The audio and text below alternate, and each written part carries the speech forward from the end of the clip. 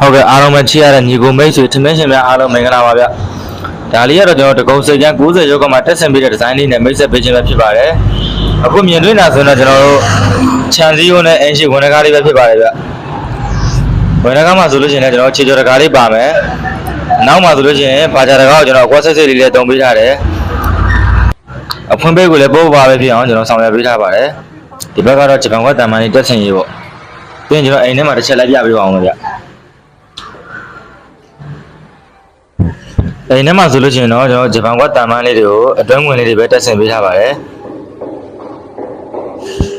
ဒါကတော့မြင်ကြီးထဲမှာရှိတဲ့တန်မန်လေးတွေပါပြီးရင်နောက်ဝေးမိဖို့ကြောင့်မှလည်းတန်မန်ပြတင်းပေါက်လေးတွေပါပါသေးတယ်ဗျဒါလေးတော့နောက်ဝေးခြေကြော်တကားလေးပေါ့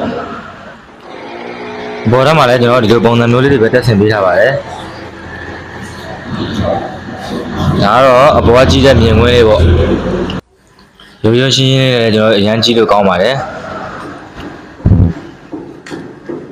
အဲဒီထဲမှာဆိုလို့ရှိရင်လည်းအောက်ထပ်ကလိုပဲကျွန်တော်တို့ပြတင်းပေါက်တန်မန်လေးတွေကိုလည်းခွင်ဆိုလေးတွေပဲတက်ဆင်ပေးထားပါတယ်ဒီလိုပုံစံမျိုးလေးတွေကျန်နေတဲ့လို့ရှိရင်တော့ကျွန်တော်တို့မိဘရဲ့တန်မန်နဲ့စတိလဆန်တော်အောင်ဆက်သွယ်မြင်မှာယူနိုင်ပါတယ်ဟုတ်ကဲ့ဆက်သွယ်ရမယ့်ဖုန်းနံပါတ်လေးတော့39 45 98 413နဲ့ 955 38 80 90ကိုဆက်သွယ်မြင်မှာယူနိုင်ပါတယ်ဗျဟုတ်ကဲ့ကျေးဇူးပါ